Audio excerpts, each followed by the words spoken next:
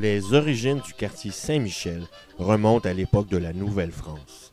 En 1699, le chemin de la côte Saint-Michel, ce que l'on appelle la rue Jarry maintenant, est ouvert. Puis, la montée Saint-Michel, c'est-à-dire l'actuel boulevard Saint-Michel, est établie en 1707. À cette époque, Saint-Michel n'est qu'un simple hameau qui servait de relais entre le nord et le sud de l'île. Au 19e siècle, un village prend forme à l'angle Saint-Michel et Jarry. L'établissement du boulevard métropolitain en a fait disparaître toute trace dans les années 1960. Puis, les carrières attirent plusieurs familles dans le secteur. L'agriculture et l'extraction de pierres sont les principales activités des pionniers de Saint-Michel.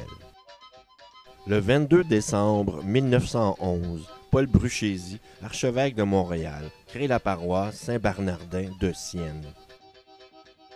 La création de cette paroisse répondait à un besoin local d'avoir son propre lieu de culte. Les habitants de la future ville de Saint-Michel devaient se rendre dans les paroisses du Sault-au-Récollet ou dans celle de Saint-Léonard de Port-Maurice.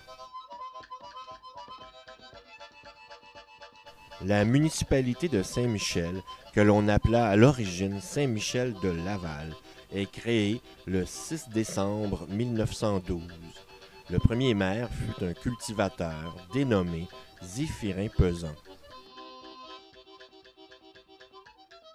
Une fois la paroisse créée, il restait à se donner une église. Dans les premiers mois, une petite école servira de lieu de culte. En raison de ressources financières limitées, plutôt que de construire une église, on acheta, pour la somme de 3 500 $, une salle paroissiale dans le village voisin de Villeray.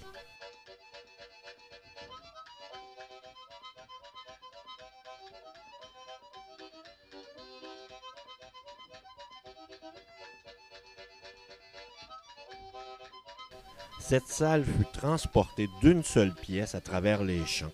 Le bâtiment a été roulé sur des billots de bois par les paroissiens. Cette anecdote illustre bien le rôle central que jouait l'Église dans les communautés du Québec d'alors.